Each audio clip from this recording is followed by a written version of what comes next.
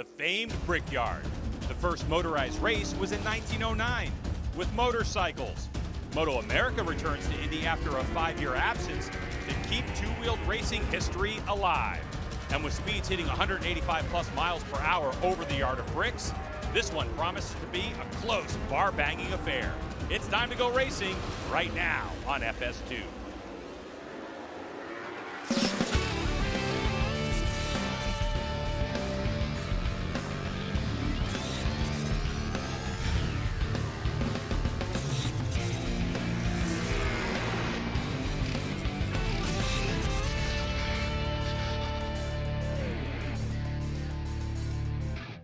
American Road Race Championship. Hey, welcome everyone to the MotoAmerica AMA North American Road Race Championship, round 8 of 9 for 2020. MotoAmerica Superbikes at the Brickyard, Indianapolis, Indiana, at Indianapolis Motor Speedway. Hi everyone and welcome to HONOS Superbike. I'm Greg White, standing alongside two-time world champion Jason Pridmore. Now Jason, Cameron Beaubier has been the standout this season without question. He has a chance this weekend to wrap up the championship one race early. But yesterday in qualifying, Cameron Beaubier had a bit of a misstep, and he finds himself on the second row for the first time this year. Crazy. We see this all the time in racing where we think that somebody's just untouchable. Yesterday, Cameron Beaubier made a very rare mistake in qualifying, as you say. After running the first two splits, the fastest we've seen all weekend, he goes down into turn 10, gets offline just a little bit, hits a few bumps, loses the front, crashes. That's going to put him on the second row today, as you say. Puts him fourth, actually, Greg. So it's going to make things a little bit more interesting because turn 1 here, you can get boxed in pretty easily. You can see that it's his first time off that front row this season. Jason, previously, I mean, he's just been on fire. So we have a different pole sitter this weekend. And Jay, that's only the third different pole sitter we've had for this entire season. But that pole sitter is with Hannah Lopa on the grid right now. Hannah? And Greg, that pole sitter is Toni Elias, who we've seen make tremendous progress over the last couple of rounds. Toni, with that in mind, what is it that's really been working for you and your team? Well, really, we are working well. This pole for us means a lot. And we have the first opportunity during this year to fight for the podium without help from the others. So we'll try to make a great start, fight a lot. I will give my 200%, and let's see what happens. Thanks, Toni. Let's get over the fourth member of our broadcast, Jamie Howe. Hannah, Lorenzo Zanetti and Warhorse HSBK Racing have shown all weekend they're here to do more than just gain some track time with this new factory Ducati effort. Lorenzo is able to qualify on the front row. You're starting second for a string of races this weekend. What is now the main objective? Yeah, it's important to start for the front row, but I not have so many experience with this tire, so I don't know, expect that during the race, just try to do my best and manage the tire, and we will see it to the end. There is no livery on this bike, Greg. It is flat black. You could call him the dark horse. Yeah, for Zanetti, he's new to Dunlop tires, getting used to them, but Jay, everybody's got to make their way around this awesome road course, 2.62 miles. And a bunch of left-hand corners, but it's that long front straightaway and the possibility of that draft and pass to the bricks that makes it critical. Here's the Cardo track hotspots, Jason. Yeah, I think every person around the world would love to come down this big, long front straightaway, famous here at Indianapolis as you roll off into turn 1 and 2. You can get up the inside of somebody in turn 2 and even into turn 3, the slowest sections of this racetrack, but very technical. After 6, 7, 8, 9, you roll out to this back straightaway down into turn 10, a turn that actually cuts back on itself, decreases its radius on the exit, and when you go into turn 11, it's a little bit of that exact same thing. It cuts back on itself as well. But the important part is the runs from turns 14 through 16 coming onto this big, long front straightaway to do some of that drafting that you just spoke about, Greg. It's important to get through that last sector very well. It certainly is, and it's going to be an exciting HONOS Superbike race. That's a look at our Cardo track hotspots. Well, for Cameron Beaubier, the championship is hanging out there. Can he do it from row number 2? We're going to find out when we return.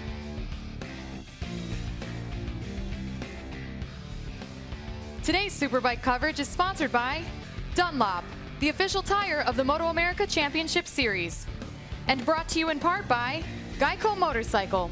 15 minutes could save you 15% or more on motorcycle insurance.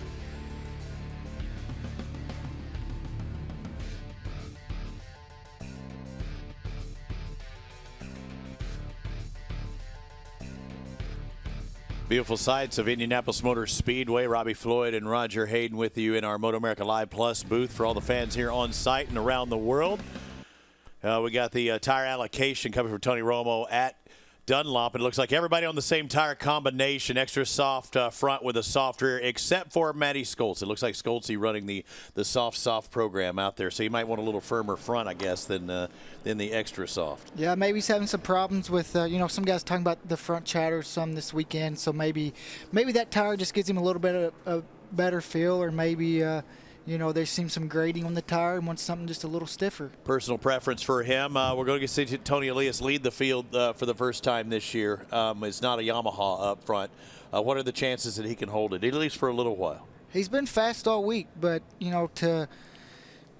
been, even though he's been fast, but he's also been keeping his feet on the ground and not really getting too excited. Right. And still thinks that, he told me he still doesn't know if he's ready to, if they're there to win, to challenge for the whole race. But you never know with him. I mean, sometimes he's a racer. He's one of those guys that when the race starts, he can find another level. So it's going to be cool to see him, get off good and lead the first lap. Yeah, there's only been 2 other instances this year where Toni Elias actually even started on the front row, and he's going to be pole position today.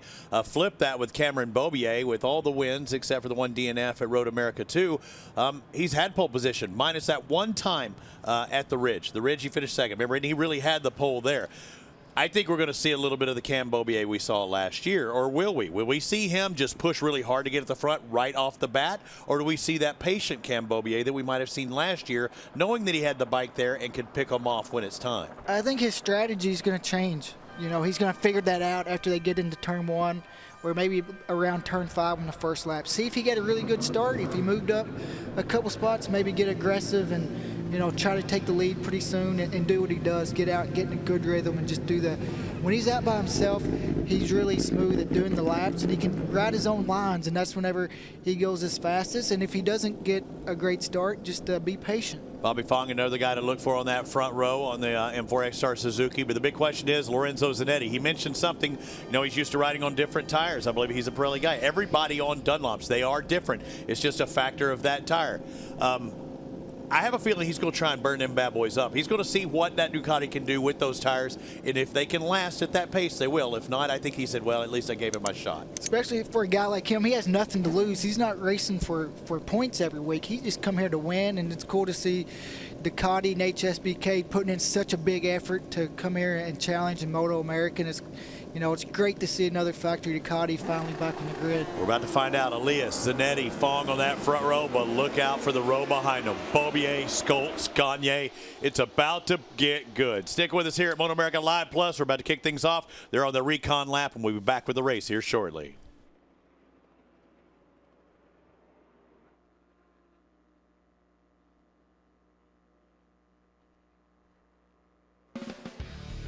Today's Superbike coverage is sponsored by Dunlop, the official tire of the MotoAmerica Championship Series.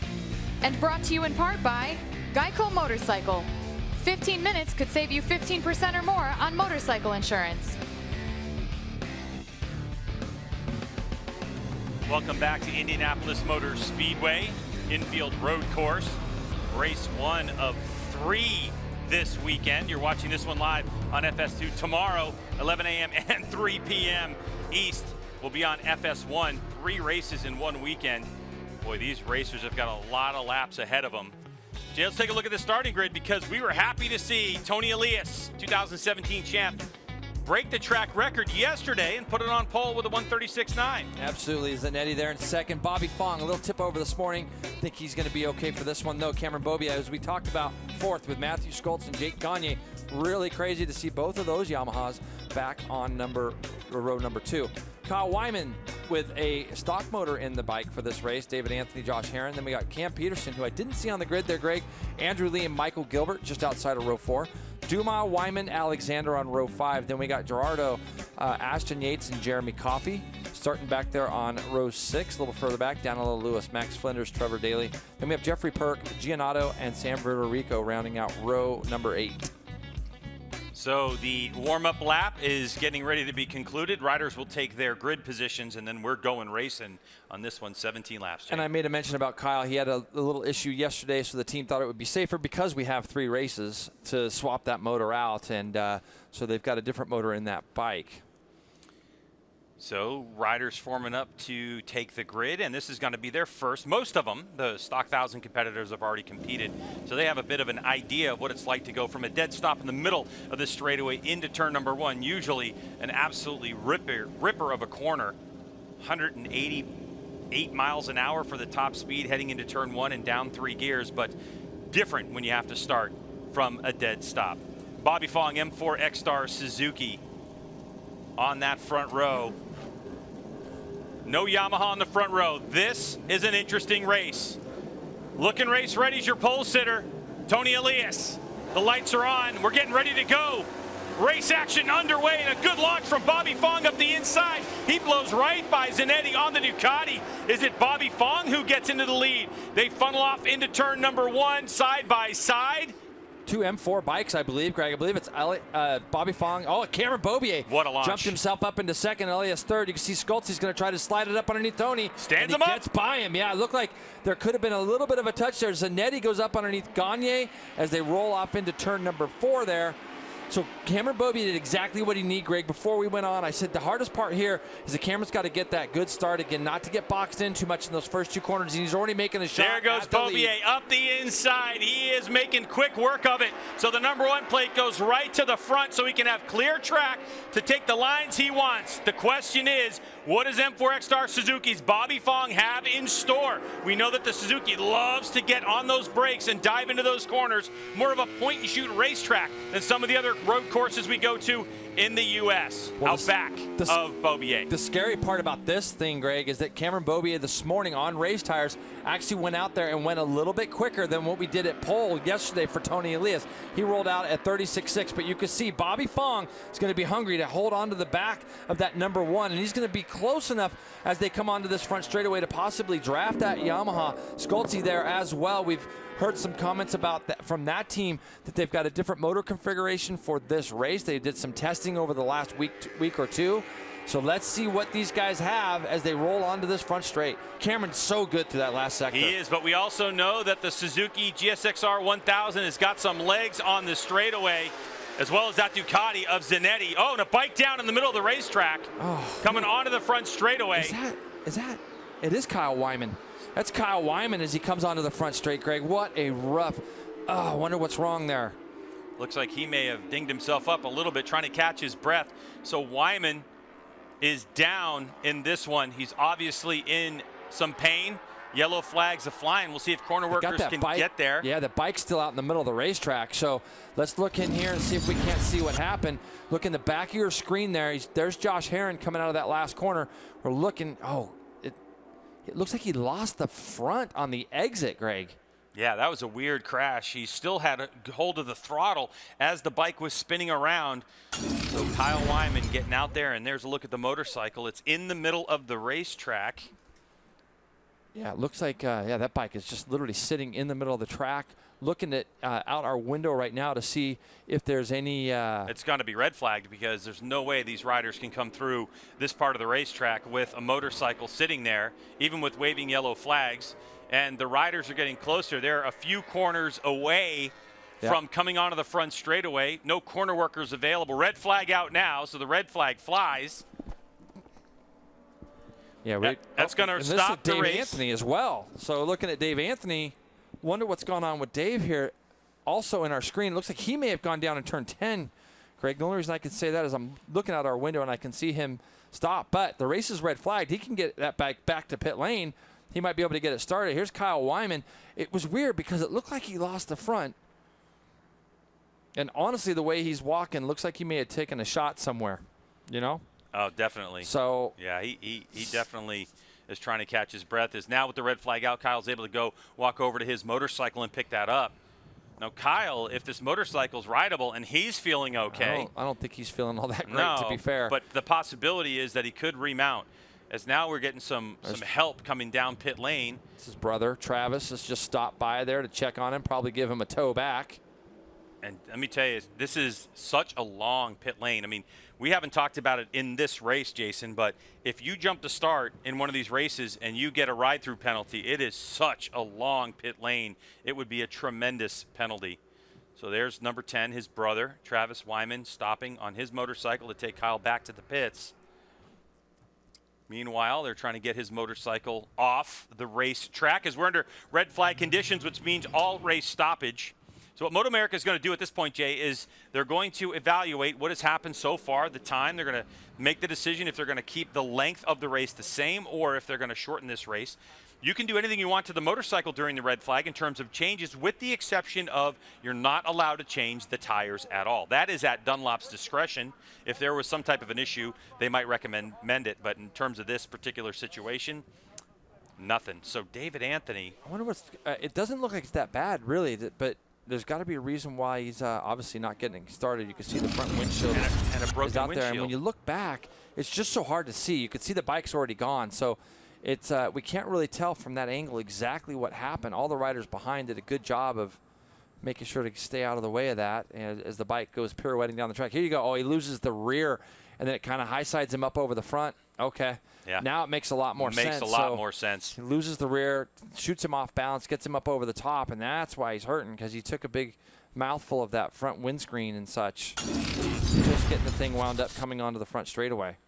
So Kyle Wyman will try to get himself sorted out. And also with David Anthony, we'll find out what's going on. So we're going to step away from Indianapolis Motor Speedway for the moment, but when we return, we'll get this red flag situation all sorted out.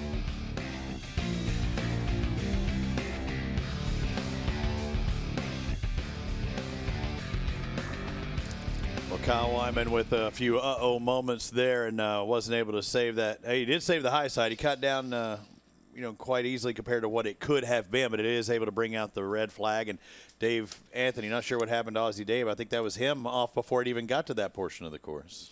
Yeah, I'm not sure. We don't have the angle of what happened to Aussie Dave. You can just see, when Wyman was trying to put the power down coming on the front straightaway, the rear just stepped out and he couldn't save it. So a lot of these guys, it depends on if you got a good start or a bad start, if you're happy about this red flag. Yeah. Because a guy like Toni, Elias starting on pole was all the way back to 5th or 6th.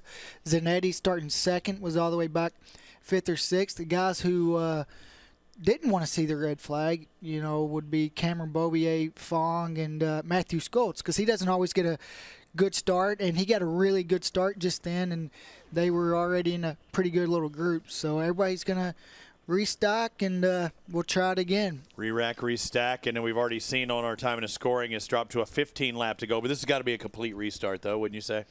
I believe so, but I think they'll take off. I mean, they never completed a lap. So, it has to be. Probably take off. Two laps. Yeah. They were 17 to start, I think, right? Yep. Dropped down to 15 now. Bobby Fong was not happy. You saw once they brought the leg out, and he should, No. He was out in front for a while. He was in second and on the tail, and I think he was wanting to actually get a draft down that front straightaway and put himself back in the lead. And some of these guys have been having clutch issues this year, and it's another start on the clutch, so it's going to be pretty tricky. And it was a good first lap by Beaubier, which they usually are, but he was so aggressive so soon, and made a good clean pass, but. You knew he wanted to get in the lead and set the pace. He went after Fong as soon as he got the chance. He went after everybody. He went after that front row really fast, didn't he? And that was that point. We were seeing the Cameron that we've seen this year. Get out in front, even though he didn't start on front. Get out in front, pull away, and it's their job to catch. But it wasn't the conservative Cam that I always saw so often last year. He was not taking his time picking them off one at a time. And you can see that Bobby was working hard, trying to stay there, not let him get away, and and talk to a couple of the Suzuki guys as they struggled a little bit on grip on corner exits. So you kind of see that with the Yamaha. The Suzuki's kind of move a little bit on the exit, and the Yamaha's a little more planted. But Bobby was looking good. Yeah, I saw a little bit of movement out of Toni Elias, too. Not necessarily the best start for him. Matt Skoltz also running it in there. Andrew Lee in the mix this weekend as well. Michael Gilbert. Good to see Andrew Lee on the 14, the Franklin Armory bike looking good. I know we saw him at Barber, but now we're seeing him on the bike that he intended to ride. I wonder what his aspirations are for today. I think just learn and get more seat time. He hasn't rode this bike a lot.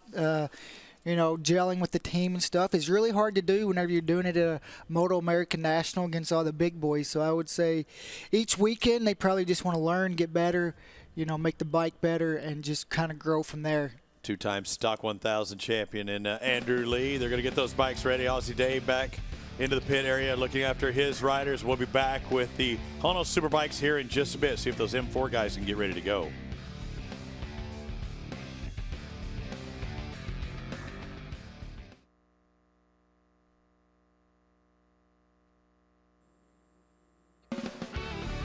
Today's Superbike race coverage is sponsored by HONOS, the apparel brand that promotes talent within the adrenaline sports realm.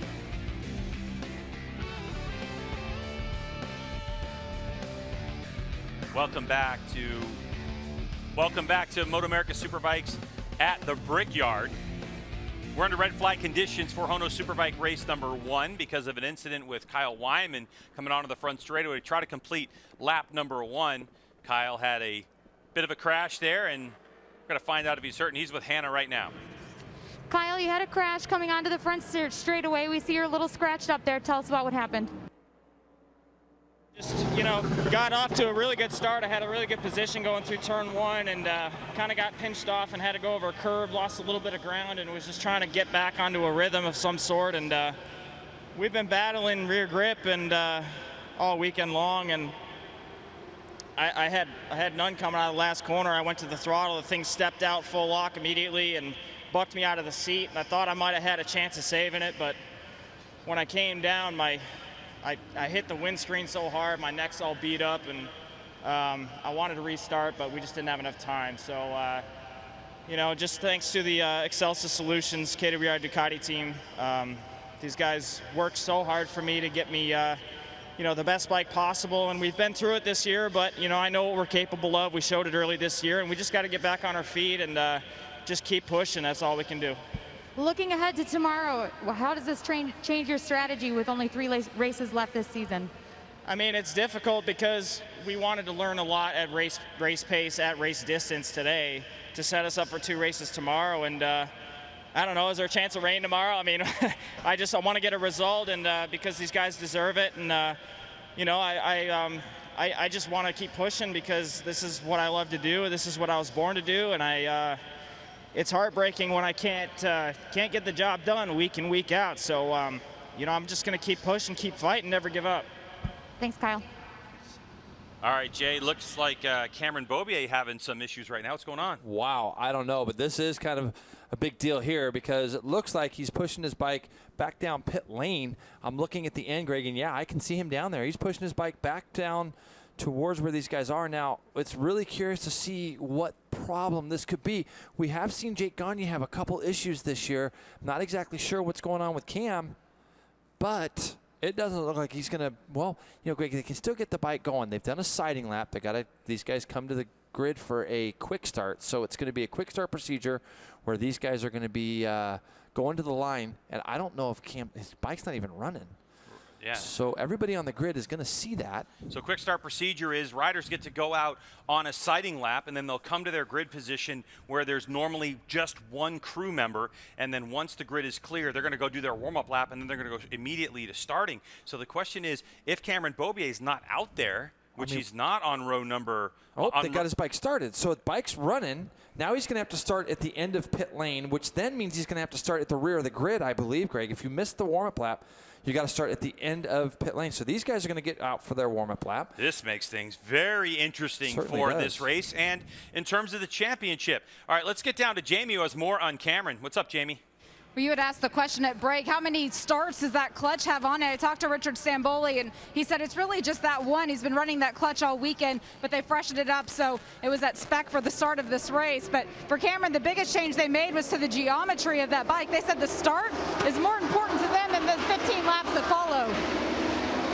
Wow. This is really the reason why it's good to have a big points lead, obviously, for Cameron. He's going to go out, and you can see they're letting him go, but he's going to have to come to the back of that grid, I believe, and we'll keep an eye on that. But definitely going to make the race a lot more interesting, watching the number 1 come from the back of what generally is a pretty big field for us here in Superbike this year.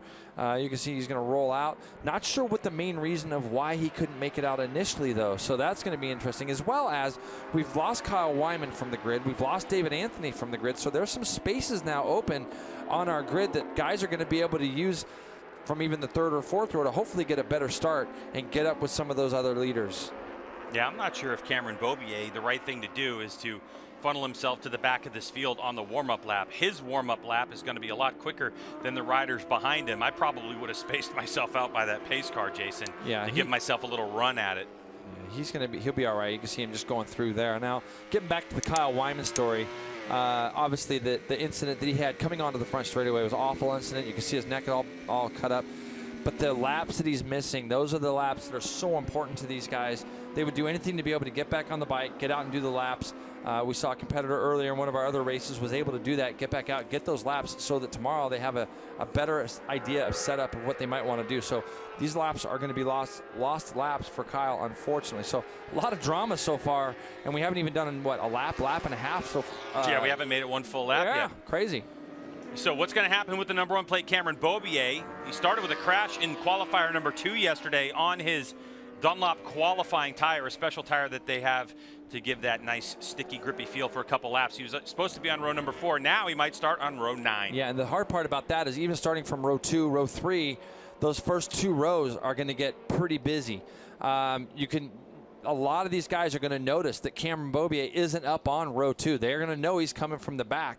So all of our leaders up on row 1 and row 2 have to make a big effort to get away early, knowing that by the time he clears maybe up to 7th, when he gets up into 7th and he starts catching some of the faster riders, it's going to be important for those guys to have a big enough lead.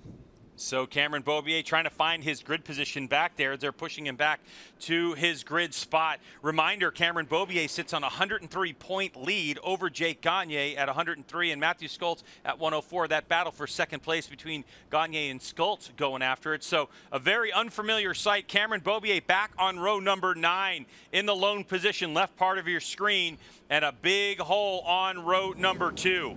We'll see if Bobby Fong can do it again and get another good launch.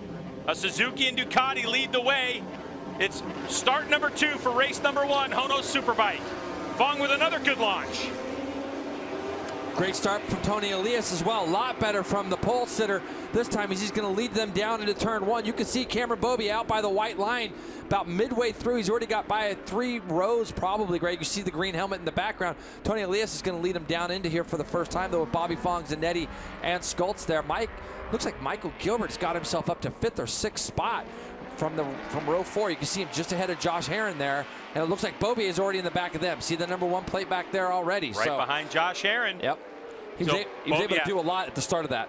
So Beaubier already mixing himself up with some very fast company as M4 X-Star Suzuki's lead the way. Zanetti on that Ducati, number 87.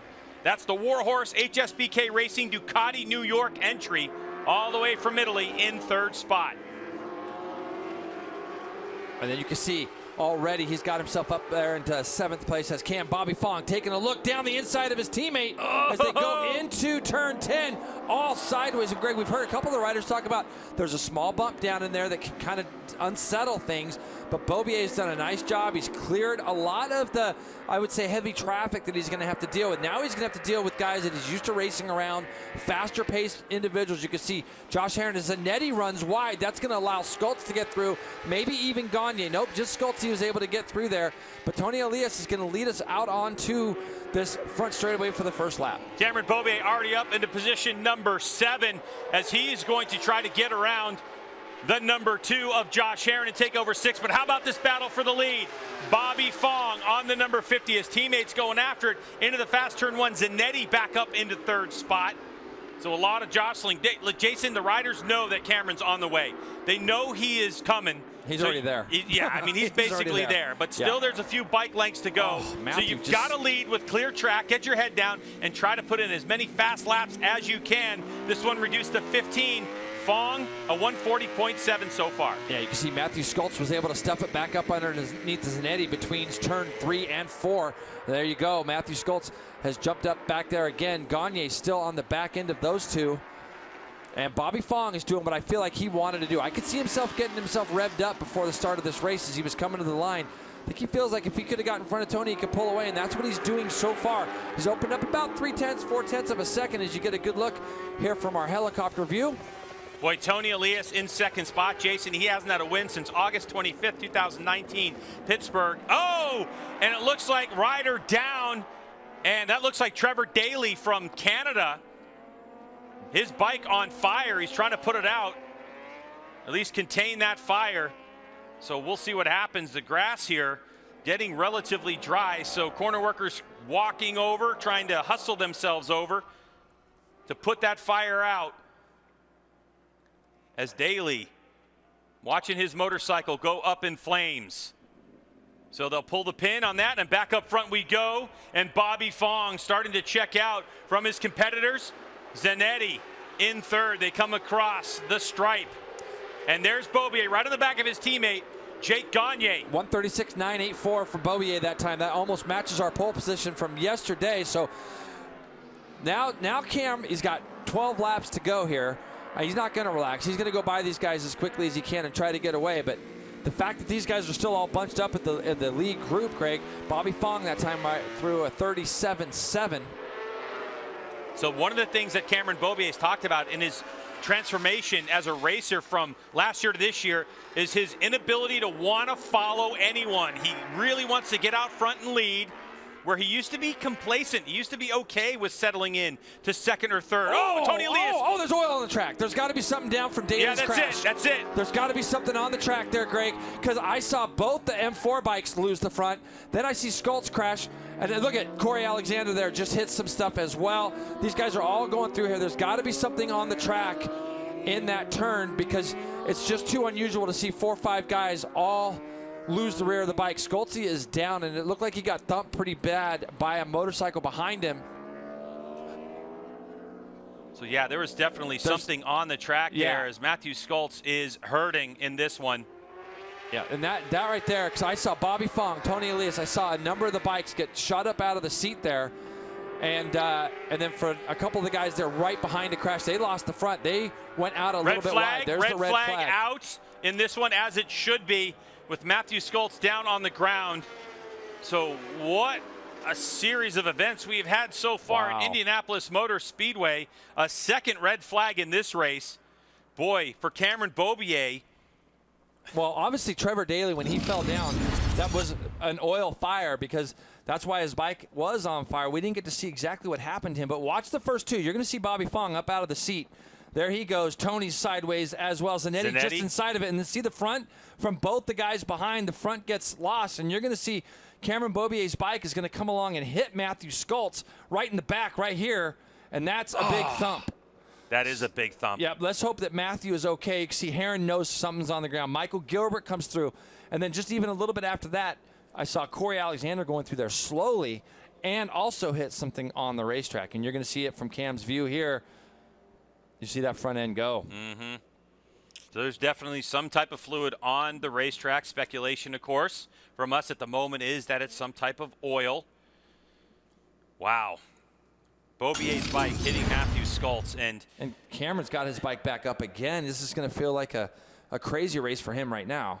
And absolutely, and this kind of goes to what Jamie talked about earlier. You know, she asked Richard Stamboli about the clutch in Cameron Beaubier's bike, and all these competitors, how many starts do these clutches have on them, Jason? You know, with you know, electronic aid in start, you know, the way that these motorcycles are able to electronically start these bikes, they've been easier, I guess you could say, on clutches over the years, but that's still a concern. Make sure that Cameron Beaubier is okay. So now teams are going to start scrambling here to make sure that this motorcycle is raceable for Cameron Beaubier. Boy, that was a hard hit, though, for Matthew Skultz. Yeah, that was. I mean, it went from being a very easy low side, obviously touching something on the ground there that started it, into something horrible. When another rider behind you, obviously Cameron loses the front as well and kind of bowling balls the bike towards you. Obviously, unintentionally, but for that bike to hit the back of Matthew the way it did wasn't nice to see. can see where the left foot peg has been ground down. Here's Matthew Skoltz trying to get into the car. I'm just happy to see him up, to be honest. Of course, leather protective suits if you're watching motorcycle road racing for the first time, and also in that suit are back protectors that help those types of impacts. Of course, when that motorcycle's spinning like that, not only, Jason, do you have the weight of the motorcycle, but also that gyro effect when the motorcycle hit him. So hopefully for Matthew Skoltz, he's going to be okay. Yeah, I just heard Bobby Fong come in and say, hey, there's something on the track, so he knows. Yeah, we can hear that Bobby Fong just said he almost high-sided, and we definitely could see it along with everyone else behind him. So it was a good save and good awareness. So under red flag conditions for the second time here at Indianapolis Motor Speedway, we're going to have to get this entire thing sorted out. We want to take another look at this incident, and we want you to listen to what happened. So let's go ahead and roll into that and take a listen here, Jay, real quick.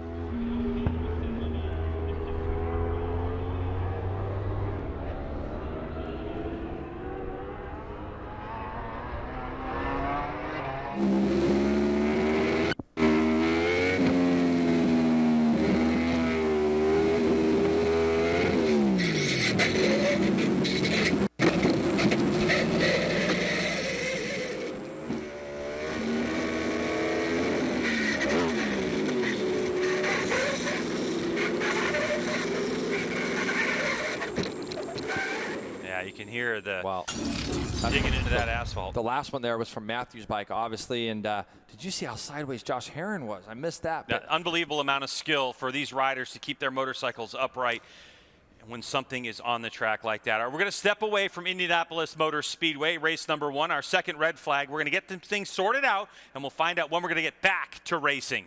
Stay with us.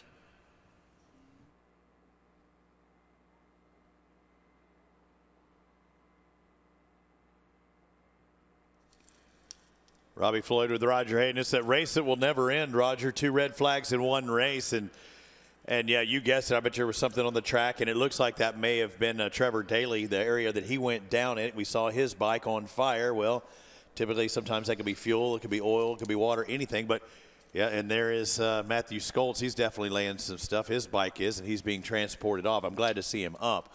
But even when Bobby Fong saw that red flag, the first thing he did when he saw the flag is look back at his tire, because if he was letting go, it had that same kind of feeling. Things would have got loose in a hurry, and it did for several of those front riders. You know, and to be honest, we're kind of lucky that only 2 people went down. Because Toni was close. Toni was close. Bobby was. We seen Josh Herron coming in at the back, and, you know, it's just unfortunate, especially for Matthew Skoltz to, you know, go down like that. And then now Cameron, who's getting his bike back in, and what a race for him, and what a first lap, you know, from him starting last and was within the top 10 right away. Toni, look at he's the frustration. He's like, oh man, it's so close, because he had that opportunity. That was everything he had. He had Cameron by a few positions. Him and his teammate were up in front. They were they would have probably tried working together. He might not have held on to first, but if he can latch on to Bobby, work together, don't slow each other down. Let's both try and beat Cameron Beaubier. Now, even though Beaubier does go down, it gives him another opportunity. Now, correct me if I'm wrong, does he not get to take his original grid position? It just goes how they decide to do the restart. You know, the biggest thing for me for these guys is clutch issues for a lot of these guys, and also the tires now, the heat cycles. Do they let everybody have a new tire? No. No, we haven't run enough.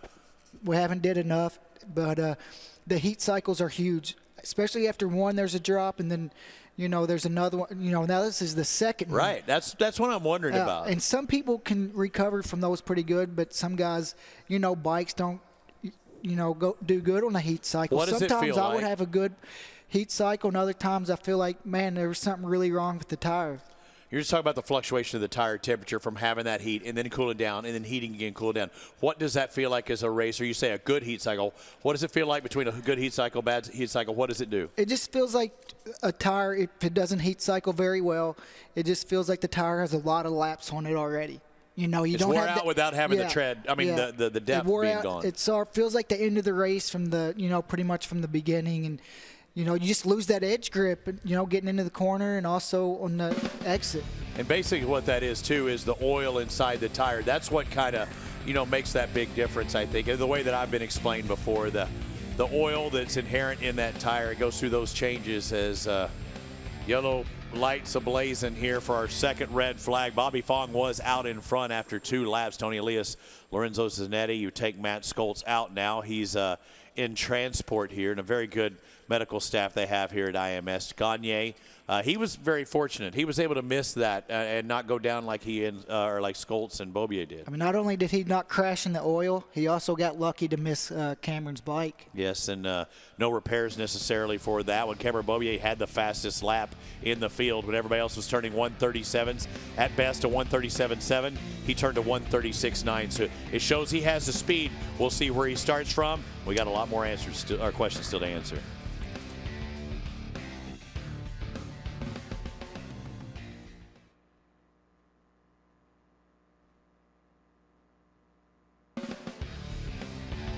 Welcome back to Indianapolis Motor Speedway. Red flag for HONOS Superbike race number 1, our second so far today, and hopefully our last. Here's what happened. Jason, as they came through this particular section of the racetrack, looks like turn 8, things got a little wild. Yeah, well, you can see the first 2 bikes lose the rear. And the saddest part for this here is that Matthew looks like he's gotten away really unscathed at this point. He's had a nice, easy low side, and unfortunately he doesn't know there's a bike chasing him, and then a bike hits him up the back like that. Josh Herron, unbelievable job saving his bike as well. You can see Michael Gilbert gets through it. The next group of riders, Alex Dumas, Daniel Lewis. You can see Alex was already looking to go tight. Corey Alexander came through there and lost the rear as well, a little bit further back. All right, let's get down to Hannah, who's with Cameron Beaubier. They just got the 5-minute notice, so Cam is just getting his helmet on here. Cam, you made your way from the very back of the grid up to 6th position before ultimately getting caught up in that crash. Tell us in your words what happened. Yeah, it was pretty frustrating, really. I went out. I had I don't know, maybe I was a second late by the by the time I got to end of pit lane. Had to grid up at the last spot on the grid, and I just put my head down, and I was trying to move forward, and me and Matty hit something. I hit it right behind him, and I saw my bike slide into him. Mike! And, I got one!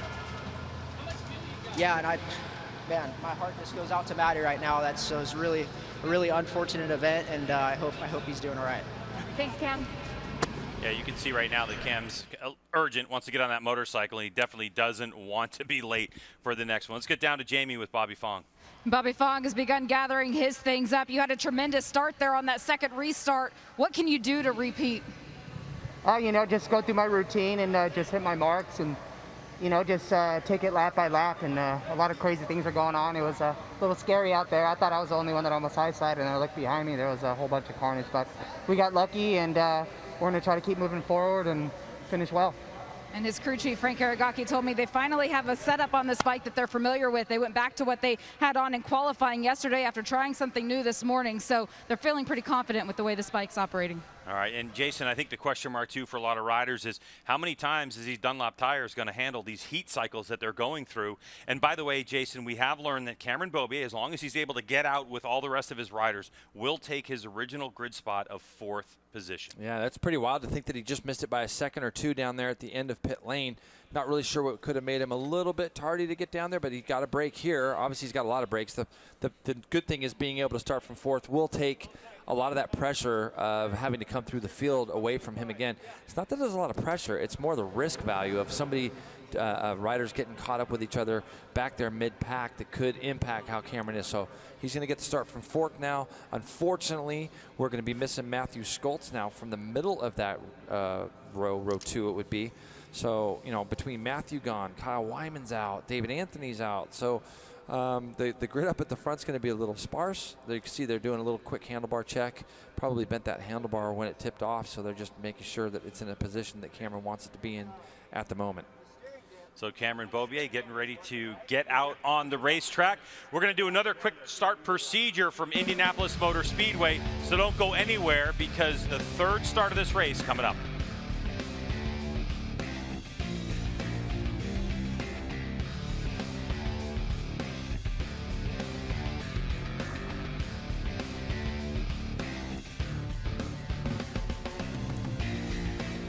All right, Roger Hayden, we get ready for our third start. I'm showing 15 laps on there. He gets that original grid spot. What did you see? Did you see many changes with Cam's bike? Looked like some of the handlebars and things up on the front end they were trying to get right. Yeah, it just looked like the handlebars trying to get the right placement. It could be also the handlebar or, you know, the brake and clutch lever too could get moved. So whatever, you know, these guys have this stuff marked. They know exactly where it's supposed to be, you know, and he's on a good team. And they had some time. You know, it was all hands on deck. Everybody on the team was jumping in to make sure that he got back out. And also the cool thing is he gets his original grid spot. What are the chances are we'll see 11th consecutive victory from Cameron Beaubier? Seeing that he gets to start from back on the second row. Outside second, so he'll start behind Toni Elias.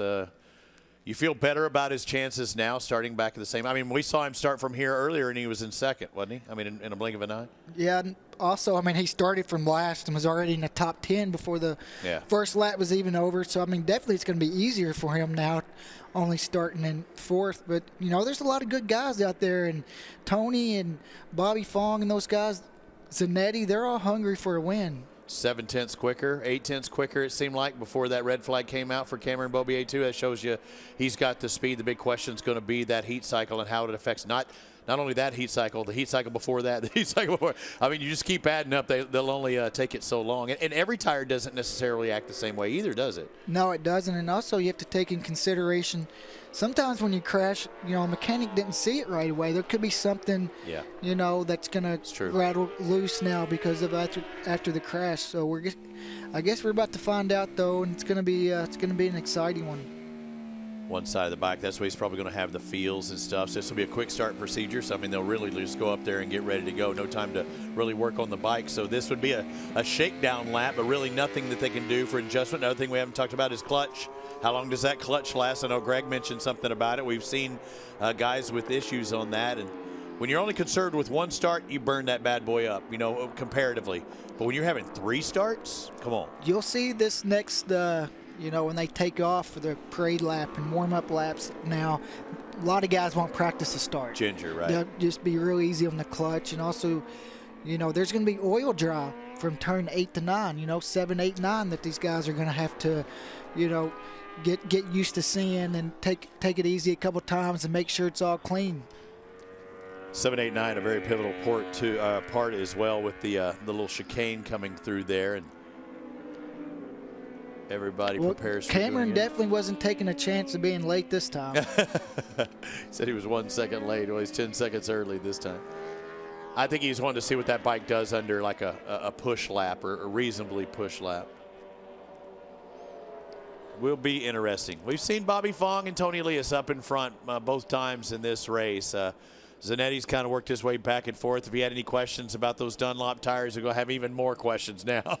And everybody will have those questions, just how they react to the starts and stops and starts and stops. And we're going to have another restart again here in just a minute with Toni Elias, Zanetti, Fong on the front row, Beaubier trying to make a charge early.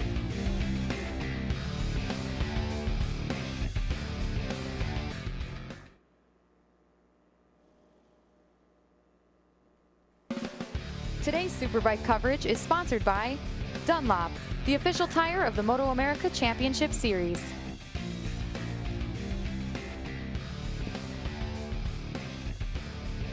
So we're at Indianapolis Motor Speedway, the Lucas Oil helicopter shot of the Pagoda, where Jason and I are, with Hannah and Jamie working pit lane.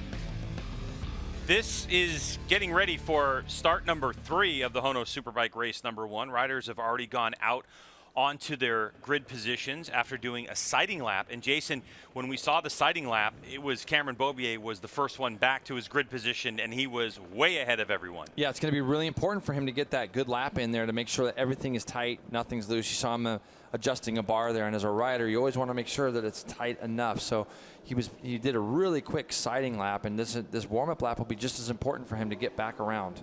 So this is our second red flag as we started racing at 3:10 local time. We're at 3:48. Here's how we got here, Jason, and it started off with a bit of an incident here by Kyle Wyman coming out of the front straightaway. Yeah, on our first start of the day, you can see here, It was a clean start. Everybody looked like they had gotten away well. It was just business as usual at the front. It looked like Cameron Beaubier had got to the lead, and when we came onto the front straightaway for the first lap, we could see a bike pirouetting back there. That's Kyle Wyman. What we didn't know at the time is he'd got bucked up over the top and caught his neck and all top part of his chest on that windshield. Cut himself up. So you can see here he's got a ride back from his brother. Cam Beaubier then misses the sighting lap, has to go do a warm-up lap from the back, and then has to start from the back of the grid. Made pretty quick work of things. You can see him on the far left there up against that wall. Bobby Fong took the lead on the second lap of our restart, only then to have this just incredible, I don't know, Greg, what would you call it? It's just a debacle here. We had Trevor Daly, it looked like maybe he blew a motor, put some oil on the ground. All of our leaders then came through there, and Matthew Scholes took the worst of it, unfortunately. I was glad to see him get up, but it just looked like he got his back jarred really bad. And maybe something with his leg, too. You can see his right boot off. Yeah, so that's where we are now, as we are scheduled for 15 laps in this one, originally scheduled for 17. The news is we don't think Matthew Schultz is going to start this one. Kyle Wyman not in this one. Dave Anthony. Trevor Daly. But Cam Beaubier is able to take his original grid position instead of starting from 9th. But the question is, for some of these privateer teams who maybe didn't have a chance or didn't think about refreshing their clutch, how many times can these clutches take race starts? Well, that's when you got to be a little bit, you might have to be a little bit more deliberate with your clutch if you are one of those guys that know that your clutch is kind of at the end of it here, and you got to be a little bit more careful just getting the bike off the line and making sure that it's going to do that. Yeah, because even though a lot of these motorcycles, these HONOS Superbikes, have a lot of electronics on them, including electronic launch control, you still have to pull that clutch in, get those revs up, and then let it go. And it's not just always dumping that clutch. You've got to feather it out. And if you slip it too much, you might give that clutch a little bit of wear, and that could cause you shifting problems down the road in the race. So Toni Elias, our pole sitter, takes his spot for the third time in this one. You can see Cameron Beaubier on row number 2. But look at Bobby Fong on the right part of your screen. He's had some great launches in this one. What about Zanetti on that Ducati? Here we go for the third time. Toni Elias again with a great start. Cameron Beaubier slots into second place right behind our pole sitters. They roll off down into turn 1. You can see Cam runs it in there, gets out really wide, almost like he's trying to square it up to get up underneath Toni as they go into 2, but Toni does a good job of closing the door. Bobby Fong third, Zanetti. Then it looks like Gagne is going to try to stuff it up underneath Zanetti in the middle of turn number 3 there. Gets through. Boy, this race with these starts and this heat cycles on this tire, Dunlop tire, they weren't able to change those tires. It's really going to be interesting to see who's got it in the long distance. Who's going to be smoother? Cameron Beaubier is going to move up the inside and take over the lead just like he did in the first start. Yeah, look at Toni. He's going to try to square it back up there and go back up underneath, and he's not quite able to. Now, this is where we had our incident. Everyone's going to probably be a little careful. Get through there. You can see these guys picking up the bike as they get through turn number 8 on to number 9, and look, just like that, Greg, Cam Beaubier is back up at the front. On board with Cameron Beaubier, looking back at Toni Elias, number 24. So 6 riders now breaking free from the rest of the field. Looks like Zanetti back there, possibly in 4th. Looks like I think Gagne's in 4th. Oh, sorry, Gagne in 4th, Zanetti right behind him. Heron's a little bit closer to these guys this race, or this start. So good to see the BMW rider get a little bit better launch and able to go with these first 5 guys. But at the front, Greg, you can already start to see what's happened. Cameron Beaubier's got full trust in his crew and his team, and they did a good job of just fixing whatever needed to be fixed on that bike. The siding lap and the warm-up lap gave him enough confidence to get going. You can see that the third rider on your screen was Bobby Fong. He eked out over that second white line. That's exceeding track limits. So Bobby's got to be very careful of that because MotoAmerica has penalized people for exceeding track limits. It's something that all the riders knew was here. There's another area coming out of turn 4 that has that as well. Zanetti going up he's trying to go inside out, but Jake Gagne will hold on to position. So Zanetti, the Italian, the number 87 out of Italy, Warhorse HSBK Racing, Ducati, New York. That's a full-blown World Superbike spec with some MotoAmerica changes to that motorcycle. Oh, he's going to have a go at Gagne again. He's trying, Greg, as Zanetti. It's just kind of weird. Both times he's been able to go by somebody in turn 2 there and then run wide, and only to have Gagne go back up underneath him. Well, Jason, he doesn't ride Dunlops very often. He really competes on another tire brand that has a completely different front feel to it. So Zanetti told me that he's still trying to learn the limit of that Dunlop front tire, and I think you can see him testing it. That's why he's running wide in certain spots where other riders are not. Cameron Beaubier leading. And then you have the M4 XStar Suzukis of Toni Elias and Bobby Fong with Jake Gagne, who was locked in a fierce battle for second in the championship with Skulls. What a move by Bobby Fong. Boy, he sure looks like he's comfortable on his GSX-R 1000 right now. He just got it up off the edge of the tire and tried to get as much throttle to the ground as he could on the switchback between that right and left 11 and 12, and was able to do just that. Now you're going to see Zanetti. Looked like Toni didn't get the best drive out of there, but Zanetti, see if he can draft past that monster Yamaha down the front straightaway. He's going to do it there, Greg, for 4th and 5th. You can see the power of that Ducati goes through. So Zanetti, that motorcycle like 3 weeks ago was sitting in Italy in Ducati Corsa's race shop, now here in the U.S. Oh, he's ridden around the outside of Toni as they go down into turn number 2. He's going to run a little bit wide, but see, that time he was able to get it slowed down, control his apex speed, and keep the bike on the bottom, and it didn't allow those guys to sneak back up underneath him. We've seen Zanetti with pace, and you can see the acceleration of the Ducati off of that corner, gets away from these other two guys. Toni Elias getting roughed up a little bit, Jamie. And one of the things Toni told me he was concerned about was the beginning stages of the race and how his bike would handle. He said that as the race goes on and we get to the later laps, he feels like he can do the same lap time on old tires versus new tires, but he just doesn't have enough at the beginning of that stint. But with the restarts, I was thinking maybe that'd be negated a little bit, but it looks like it's biting him. Yeah, definitely. He starts to go backwards now, but you're absolutely right, Jamie, in terms of if he can reduce that gap to the riders in front of him by the time his bike kind of comes in and is able to do those lap times. But right now, Toni Elias looks like he's got a bit of a boat anchor on the back of his bike. I'll tell you too, though, Greg, that is so frustrating as a rider. Yeah, it's nice that you have pace at the end, but when you give up so much in the first 6-8 laps, it makes your race long and it makes it hard because you almost got to rely on people in front of you to have some tire issues or problems. If they don't have it, then you can't make up that gap. So you can see he goes from pole position back to 5th. It's got to be frustrating for Toni, even though this is the best weekend we've seen him so far this season.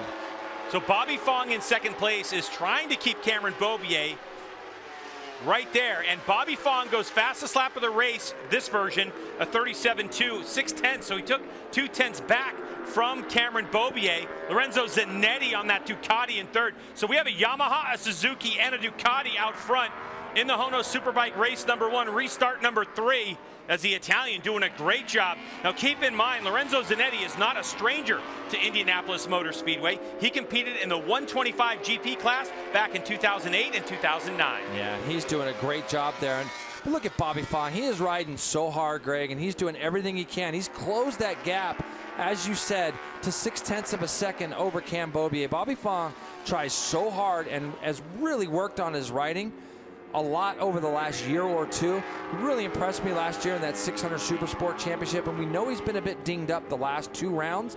For him to be pulling back in that number 1 plate, yeah, we can sit there and you could say Cam had some problems, but they got that bike fixed, and right now this is legit. 37.2s for the 2 guys out in front. Once he was able to get by Toni Elias, he set sail after that number 1 plate. Hannah, Bobby Fong is looking really good right now. Greg, he is, and Jamie said about Toni that, you know, his concern were really those first 5 laps or so, and Bobby's concern is the same. He knows he has great end of the race pace, but he struggles to hang on to those leaders in the first few laps, so they were looking to mitigate that without compromising their end of race setup where they Beaubier nobody. Down. Sorry, Hannah. Cameron Beaubier has put it on the deck after a dramatic race so far for Cameron Beaubier. That's his 2nd time on the asphalt here at Indianapolis, and that hands the lead over to Bobby Fong, with Zanetti behind him, setting the fastest lap of the race so far. So your championship points leader looks like he is down and possibly out of this one. What is just incredible is I was just going to ask you, Greg, specifically about tires. You know, we have had a couple starts. You talked about the heating of the tires and the heat cycles that they go through. And we've seen Cam be able to run near record pace on the first 4 or 5 laps of most of these races. He wasn't able to get back down to those times that we saw him do even in the first start at 36.9. So now that might have something to do with even why the accident just happened. And I can see Cameron out the window.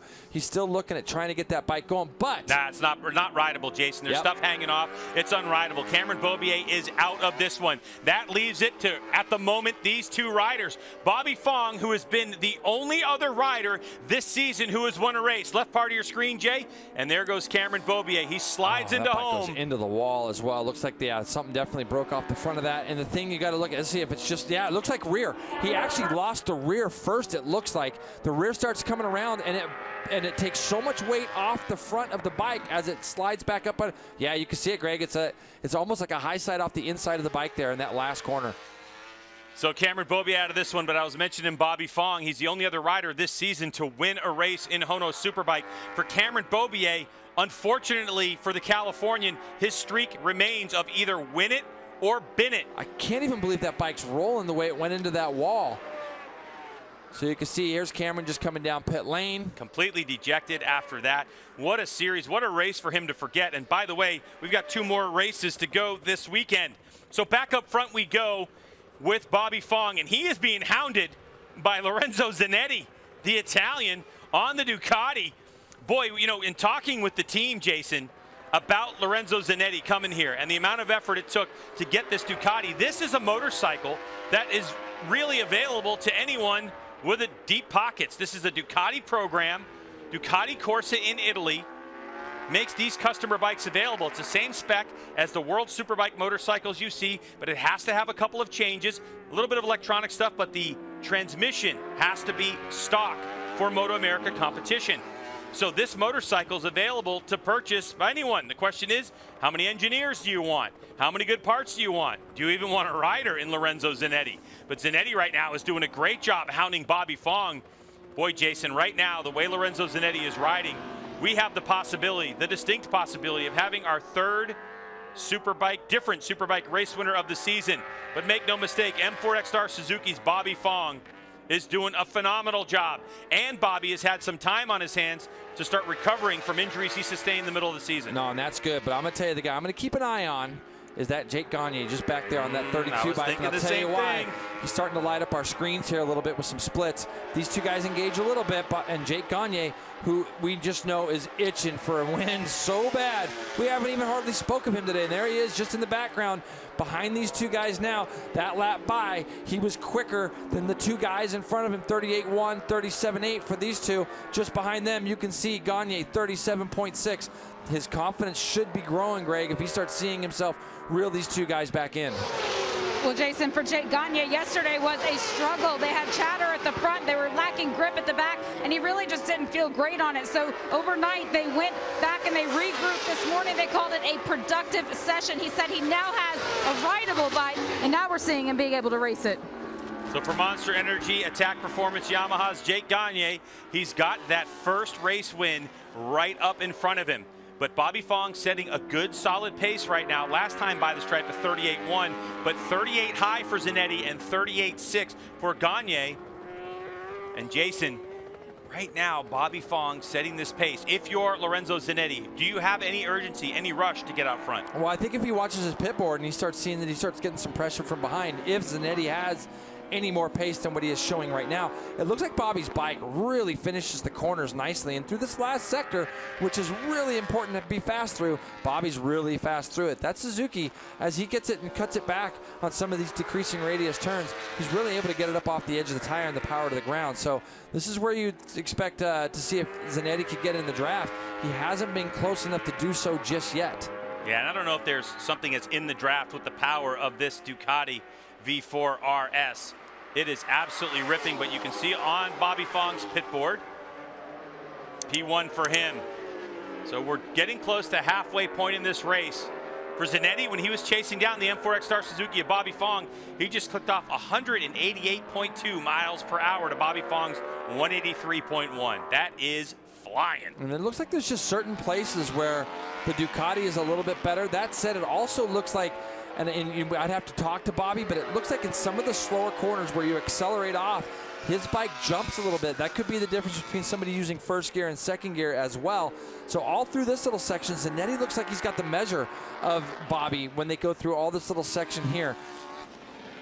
Jay, also, in talking to Matthew Skoltz earlier on in the weekend, who's out of this one, he got injured in one of the red flag incidents. He was talking about this track seems to be a little bit more point and shoot like Coda, for instance. And it really suits and has suited that style for the Suzuki over the years. And you can see Bobby Fong when he turns it and gets it upright and starts to drive. But watch out of here. This right-hander specifically, Bobby's able to get the bike hooked back a little bit at the exit, a little different than the Ducati. You can see it just on your screen there. See that gap he's able to pull? Just that little bit of a gap. He gets that bike turned a little bit more.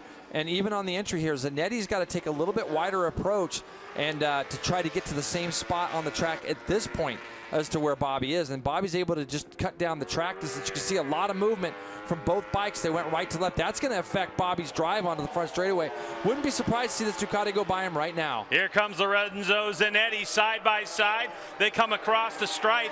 Fong has the lap led in that one, but the lead changes, and Zanetti goes to the front in HONOS Superbike on a Ducati that just arrived in the U.S. shores a couple of weeks ago.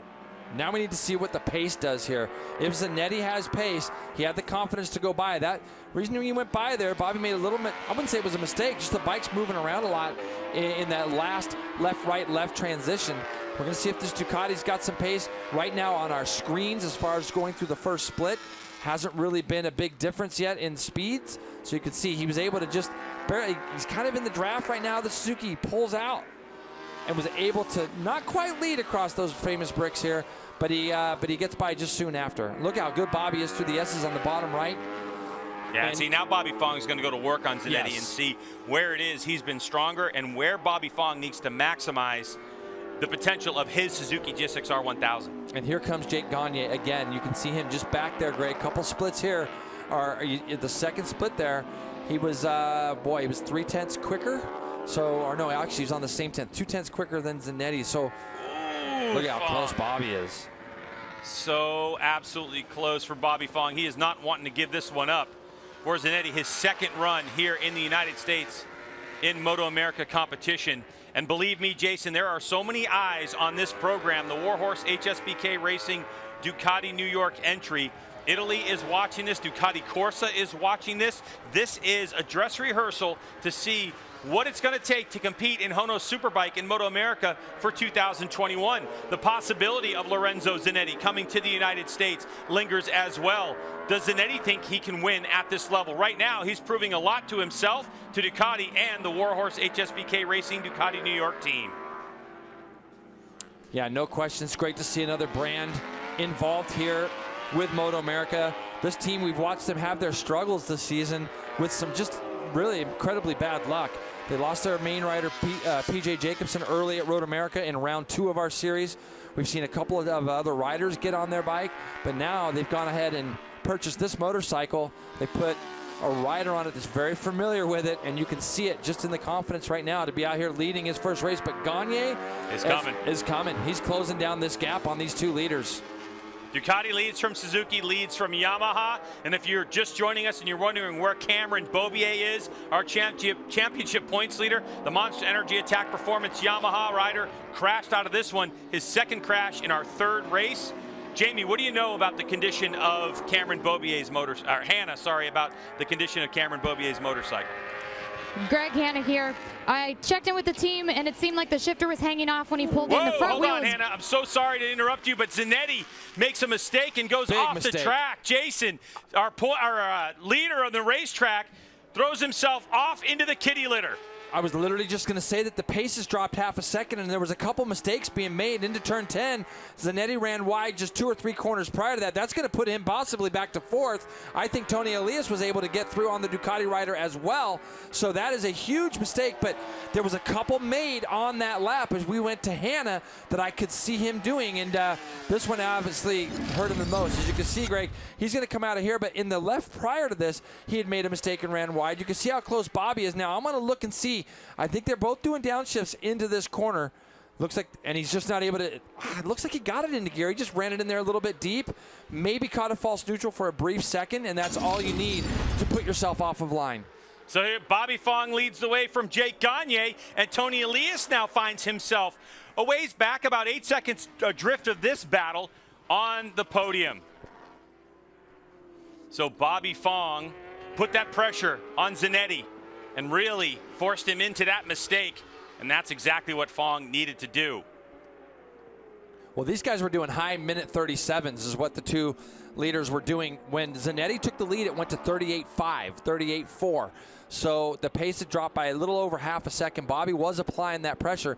It's going to be great for Toni Elias. This isn't the way Toni wants to do it, but I know that he'll take it. He is up the road right now from Zanetti that time through by almost 4 seconds.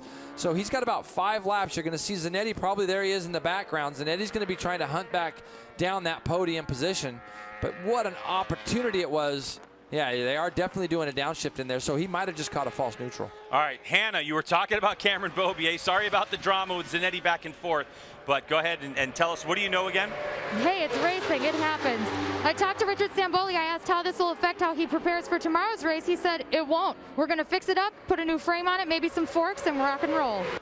Frame and forks. Just a new frame and forks. Just a new frame and forks. Wow. That's all. That's a bit of a rebuild, so his team might be here a little late tonight, and definitely want to get all this out of the way because we have 2 of these going on tomorrow. So up front, we have a Suzuki of Bobby Fong, who's won a race this season, and Jake Gagne on his way trying to catch up. And look where these lap times went back down to. They're right back down into the minute 37s, high 37s. Now here's a battle a little bit further back. Travis Wyman and Michael Gilbert battling for 6th spot. And Travis has already put in a great ride today in one of our earlier races, and he's doing the same thing right now. Looking at the times of Wyman, he's running a super stock spec bike, Greg, and he did a 40.3. We've seen him in the 39s today. For Michael Gilbert, this is his first ride in Superbike. He's generally been one of our super stock contenders on that 55. He's got hooked up with Aussie Dave Racing for the next 2 rounds, next 6 races. He'll be riding that ADR Suzuki GSXR 1000. The first weekend on it for him. Yeah, that battle for 6. So Bobby Fong, Jake Gagne, Toni Elias, Zanetti in 4th, Josh Herron in a lone 5th, and this battle for 6 between Wyman and Michael Gilbert. Michael Gilbert, though, Jason, has tons of experience on many motorcycles as an editor for one of the top magazines in the country. Yep. So Michael Gilbert, a tremendous skill set, in 7th in this HONOS Superbike race. Yeah, he's usually getting on a plane the second he gets out of here to get back to work, to go do some road testing on bikes and things. But for Travis Wyman, this is really nice to see because we've been waiting for a really solid weekend from him. And he, like I said, he put in a nice red earlier in one of our earlier races, and he's doing the same thing here. I believe he was 2nd in points coming into this in our Superbike Cup. So that's going to be important for Travis as well to end the season nicely on that 2020 BMW.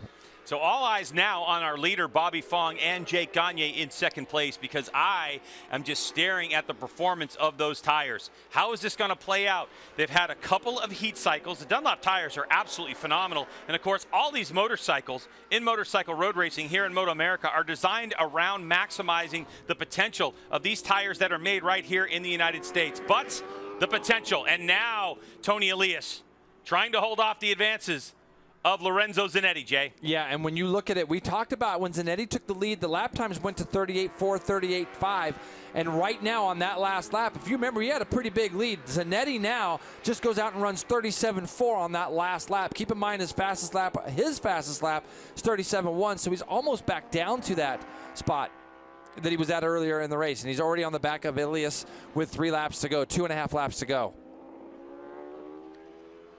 So Toni Elias, he had a look over his shoulder a few turns ago, and he's seeing Zanetti. Jason, with Lorenzo Zanetti running it off into the kitty litter, if he's able to salvage a podium, how good would this be for him and his team? Well, I think it's great for the team. It's great for everybody. It's great for the series to see another brand throw its hat into the ring. You can see Tony's got a lot of movement on that bike as it comes out of that last corner. That's going to allow Zanetti to roll by him on the left-hand side relatively easy, it looks like, as they get ready to break down here into turn 1. Zanetti's got himself back into 3rd, but I know that this young guy is going to be really upset that he ran off the track, but he's going to have 2 more shots at it tomorrow. Yeah, and he is definitely learning. The journeyman with Ducati, the test rider for World Superbike program here on these Dunlops, doing a good job working himself into 3rd spot around Toni Elias. Elias doesn't look like he has anything to fight with, but Bobby Fong doing a great job out front. he's handling the pressure from Jake Gagne, Jamie. And Bobby Fong is such an excitable rider on the back of his signboard. They even have a message that stays up there all season. It just says chill for when they need to show it to him. That has not been the case today. Over the last couple of races, he's been working with his rider coach, Mike Torres, to maintain that level of aggression, that level of excitement, but also to establish some confidence in himself as a rider, and it's been paying off. Yeah, and we know that that is really a huge part of any race program, is the mental acuity of the riders and keeping that confidence up. Right part of your screen, the race pace that Bobby Fong has had. The fastest lap of the race is a 37.1, credited to Lorenzo Zanetti, who's back in third spot. That was back on lap 4. So Jake Gagne, who has been a standout this season, coming to the Monster Energy Attack Performance Yamaha team, who's been in that battle for second place with Matthew Skultz, also on a Yamaha, is now in a position. He's put himself in a spot to possibly win this race. And look at him try to gain some ground on the brakes into turn number 1 on Bobby Fong. It just feels like it's taken Gagne this whole race to get back to that spot. Now he's within range of actually striking on Bobby Fong. They got a little bit of back markers in the final lap here that they're going to have to negotiate, but he has finally got to the spot where he needed to be on the last lap of the race, Greg. The important thing is he's got to be able to get close enough in that last sector.